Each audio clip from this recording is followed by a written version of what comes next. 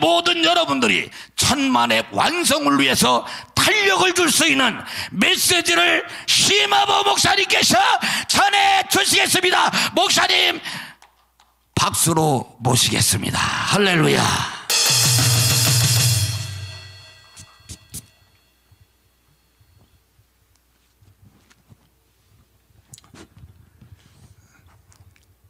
자유 참 소중하죠. 자유는 지키는 자만 누릴 수 있습니다. 우리가 살면서 다 포기한다 하더라도 한 가지 포기하지 말아야 할 것이 있어요. 그게 바로 뭐냐? 그게 자유예요. 저는 어제 아침 신문을 보고 깜짝 놀랐어요. 끝까지 싸우면 자기 자유를 지킬 수 있구나 하는 걸 발견했어요. 어떤 사람이 자기를 자유를 지키기 위해서 싸워서 자유를 찾은 사람이 있습니다.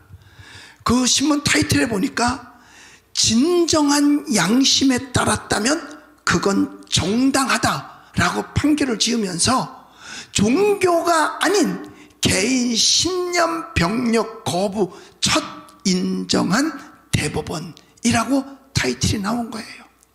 이 내용이 무슨 내용이냐면 군대를 갔다 온 사람이 예비군 훈련을 안 나간 거예요. 그래서 계속 안 나가니까 이제 고발을 당한 거죠. 그런데 제가 이 이야기는 무슨 얘기냐면 잘했다 못했다 좋다 나쁘다 그런 이분론 양분론적 이야기가 아닙니다. 끝까지 자유를 위해서 싸워서 지킨 사람의 이야기를 하고자 하는 것입니다. 전에 여호와 증인 신도들은 신앙 양심상 집총 즉 총을 들 수 없다 해가지고 계속해서 대법원 판결에 병력 거부를 인정하고 다른 방법으로 대치하도록 했었습니다. 그런데 이 사람은 그 신문에 이름은 안 나오고 A씨라고 나오더라고요.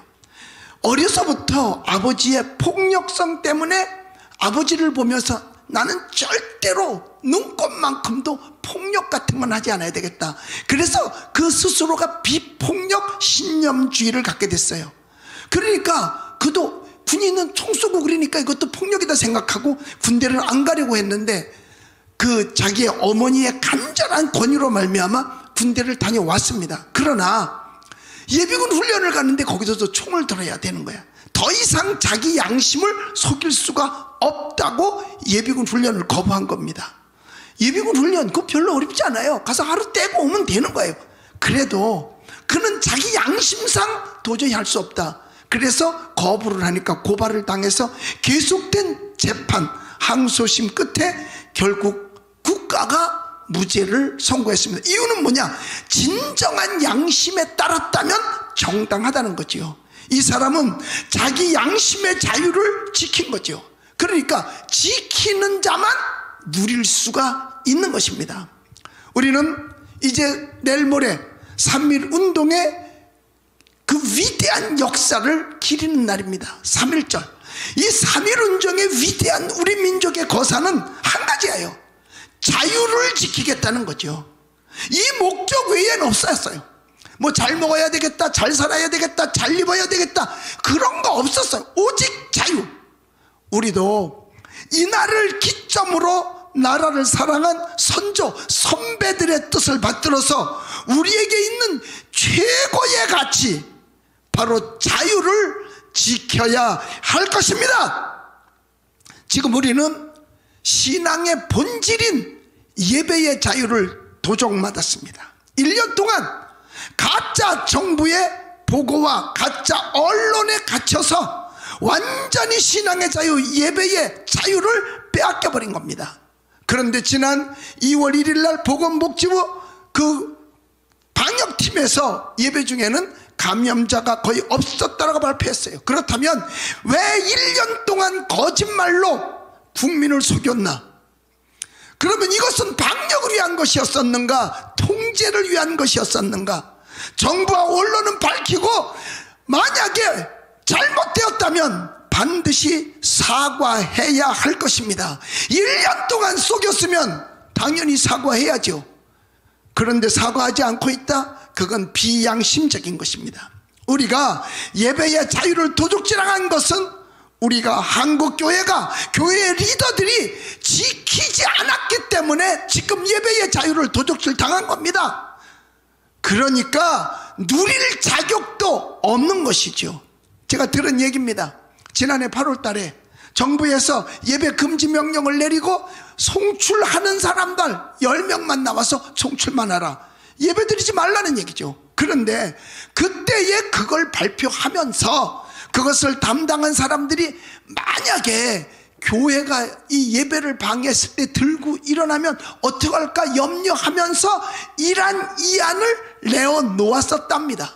그런데 그 말 딱 떨어지자마자 한국 교회들이, 대형 교회들이, 교단장들이 아무런 대가도 없이 그냥 덥석 물어버리고 마른 겁니다. 낚시에 깬 거죠.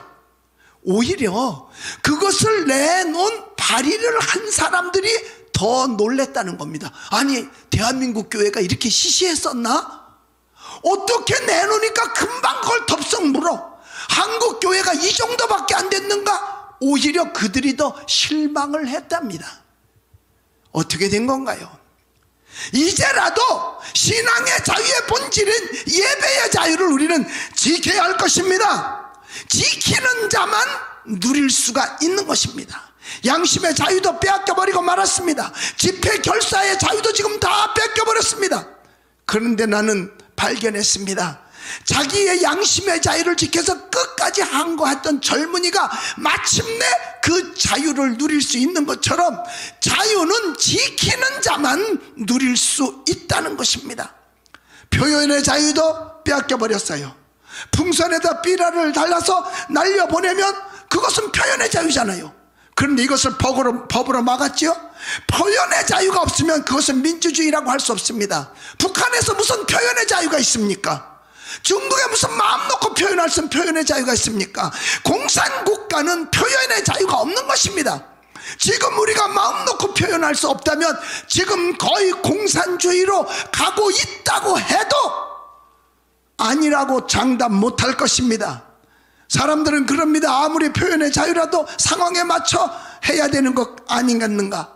그 순간에 표현의 자유는 없어져 버리고 마는 것입니다.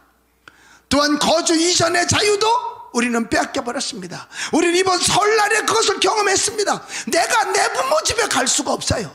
내 손주가 할아버지 집에 올 수가 없어요. 왜? 합치면 5명이 넘으니까. 누가 모이지 말래? 모여. 그 대신 숫자 줄여. 이 말은 뭐예요? 가지 말라는 얘기죠. 움직이지 말라는 얘기죠. 왕래할 수 없다는 얘기죠. 자기들은 장례식 한다고, 백교환씨 장례식 한다고 시청 광장에 수천 명씩 모여 있어서 했습니다. 관운상제에서 괜찮대요. 정말입니까? 그런데 왜 결혼식에는 50명 100명 정해놓습니까? 장례식에는 왜 숫자 정해놓습니까? 설날 차례는 관운상제 아닌가요? 어떤 가족이 모이면 5명 안 되는 가족이 어딨나요? 세상에 식구들이 못 모여. 반쪽만 와. 왜냐? 신고할까봐. 저는 신고하는 거 직접 봤습니다. 우리 교인이 조그만 식당을 하는데 세상에 식구들 데려와서 거기서 밥을 먹었다고 옆에 사람이 신고를 해서 바로 구청에서 나와가지고 세상에 스티커를 발부한 걸 저한테 전달해 줬어요. 이게 여러분 자유민주주의 국가에서 있을 수 있는 일입니까? 소상공인들은 영업의 자유를 뺏겼습니다. 시간을 조종당하고 숫자를 조종당하는데 어떻게 사업을 할 수 있나요? 이 세상에 누가 병 걸리고 싶은 사람 어디 있겠습니까? 이와 같은 자유를 다 뺏어가 버리면 이 땅은 자유민주주의 국가가 아닙니다. 지금 마음 놓고 뭐 내가 먹을 수 있는 거 먹고 잘 수 있는 거 잔다고 해서 그게 다는 아닙니다. 우리는 이 외에도 빼앗긴 자유가 너무 많아요. 그러나 우리 애국 성도 여러분, 그리고 애국 국민 여러분, 힘들긴 힘들어요. 그러나 낙심하지 맙시다. 포기하지 맙시다. 포기하지 않았다면 찾아오면 되는 것입니다. 그러기 위해서 뭘 해야 되느냐? 전 국민이 힘을 모아야 합니다. 내일 모레 3.1절 다 같이 하나가 되십시다. 어디에 있든지 어느 장소에 있든지 어떠한 방법으로든지 무조건 하나가 돼야 됩니다. 3.1 정신이 일제에 빼앗긴 자유를 찾았습니다. 그 정신이 우리는 현 정부에게 빼앗긴 자유를 찾을 수 있는 것입니다. 우리 사랑하는 애국 성도 여러분, 또 애국 국민 여러분, 우리 절대로 포기하지 않아야 됩니다.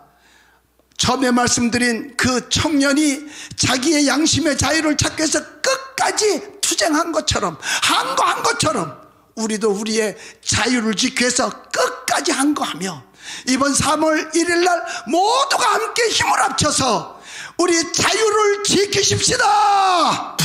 감사합니다.